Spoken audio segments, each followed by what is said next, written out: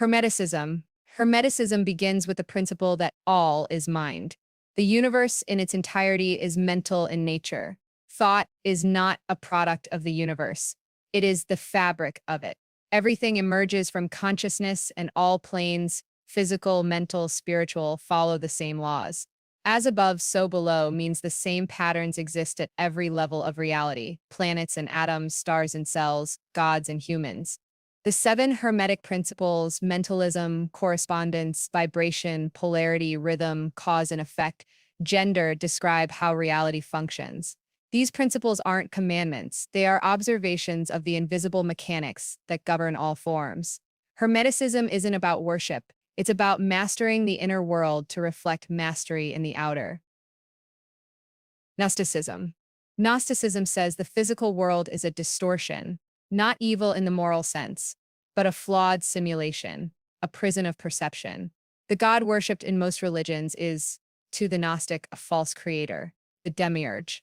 He rules the material world but is blind to the higher realms above him. Within every human is a divine spark that comes from the pleroma, the fullness, the realm of true spirit beyond all duality. Gnosis is not information, it is inner revelation. Gnosis burns away illusion and returns consciousness to the truth. We were never just bodies, never just minds. We are fragments of the divine, here to awaken within the dream and escape it. Vedanta. Vedanta, from the Vedic traditions of India, states that the individual self, Atman, is not separate from the absolute Brahman. The appearance of division is caused by Maya, cosmic illusion. The ego, the body, and even the mind are temporary forms, like waves on the surface of an ocean. Vedantic insight doesn't seek to reach God, it seeks to dissolve the illusion that there was ever separation. The world is real, but not as we think. It is real as a dream is real to the dreamer, until they awaken through stillness, inquiry, and self-realization. The practitioner sees that the observer is not the body, not even the mind, but the ever-present witness, which is one with all. Sufism. Sufism, the mystical heart of Islam, speaks in symbols of love, longing, and unity. The soul is seen as a lover, separated from the divine beloved. The practices, chanting, music, ecstatic dance, are not performance but invocation. They strip away the layers of personality, culture, and thought. The heart is seen as the throne of the divine, but it must be polished to reflect the truth. Sufis speak of annihilation of the self, fana, and subsistence in God, Baka. It is not enough to believe, one must be burned clean by divine presence until there is no separation between self and source. Kabbalah. Kabbalah is a mystical framework within the Jewish tradition, though its roots go deeper.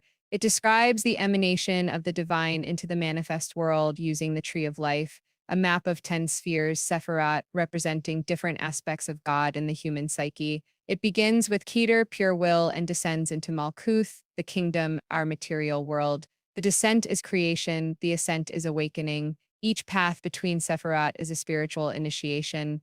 The Kabbalist meditates, chants, contemplates symbols, not to accumulate knowledge, but to return consciousness back up the tree, to unify with the divine essence hidden in all things. Evil is not absolute, it is imbalance. The world is a veil, not a wall.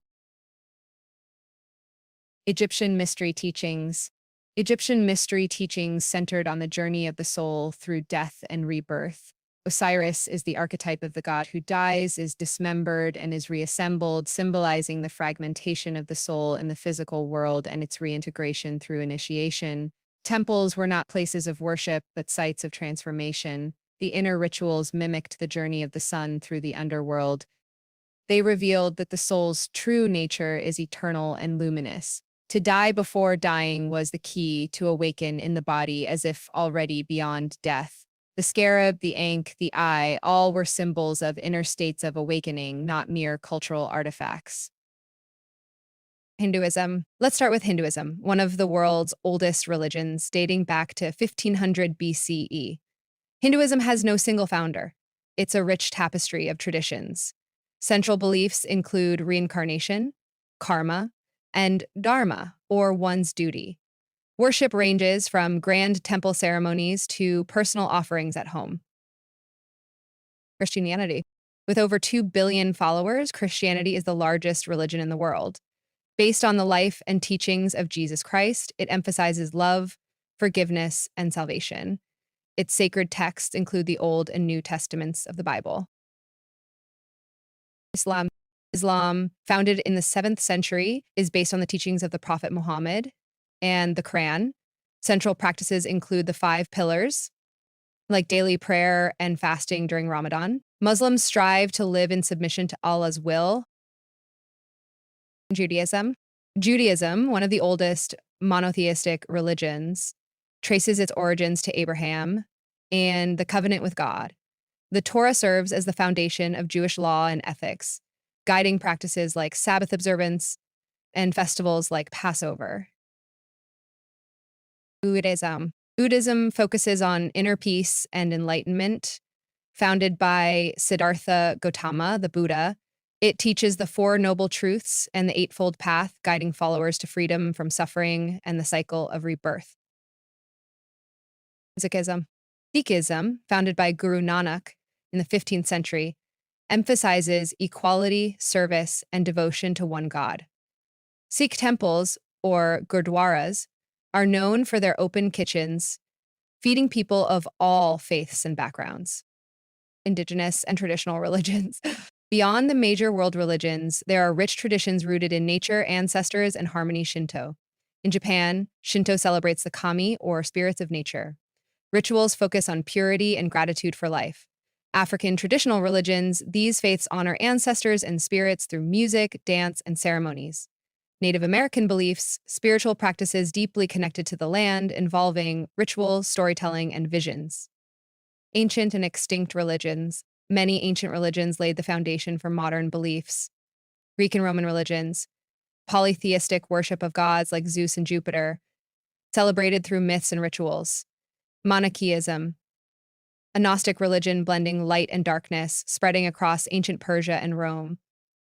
Zoroastrianism, one of the earliest monotheistic faiths, teaching the battle between good and evil. New religious movements. Even today, new religions emerge, reflecting humanity's evolving needs and questions. Baha'i faith promotes unity of all religions and world peace. Rastafarianism focuses on African heritage and the spiritual significance of Emperor Haile Selassie.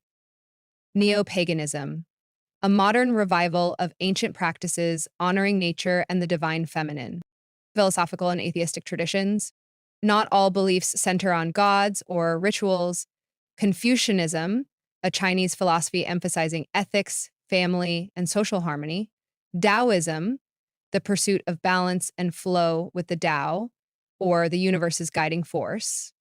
Atheism and secular humanism, focusing on reason, science, and human progress without relying on divine beings. Religion is as diverse as humanity itself, yet it often shares common themes: hope, connection, and a search for meaning.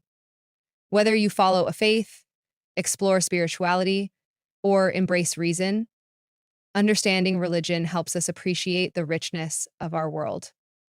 Let's continue this journey of discovery together. 1. Christianity in the book of Revelation. In Christianity, the apocalypse is described in the book of Revelation, a time of war, famine, and disease.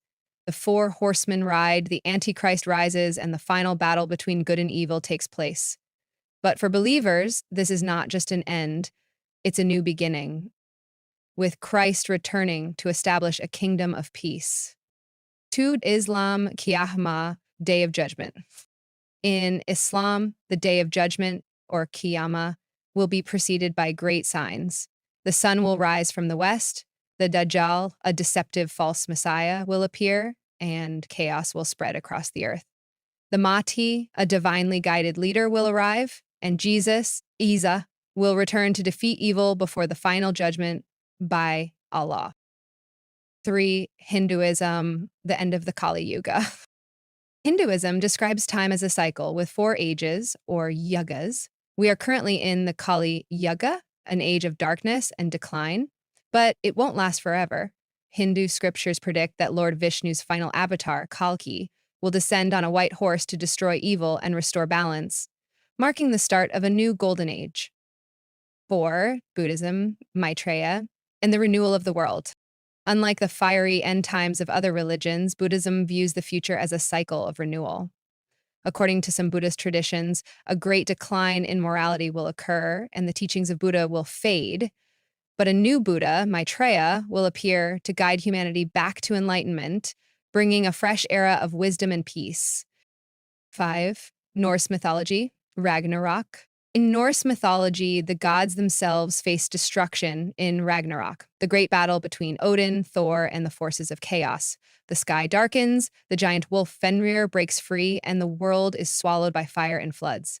But after the devastation, the world is reborn and life begins anew.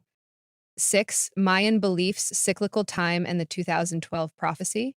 Many people feared the world would end in 2012 based on the Mayan calendar, but the Mayans saw time as cyclical, not linear. Their prophecies spoke of great transitions rather than absolute endings, suggesting that humanity goes through repeating cycles of transformation. So, is the apocalypse truly about destruction or transformation?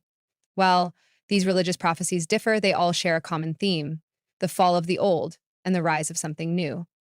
Whether through fire, divine judgment, or spiritual renewal, the end of the world may not be the end at all, but the start of a new chapter. What do you think? Are we heading toward an apocalyptic event, or is it just another cycle of change?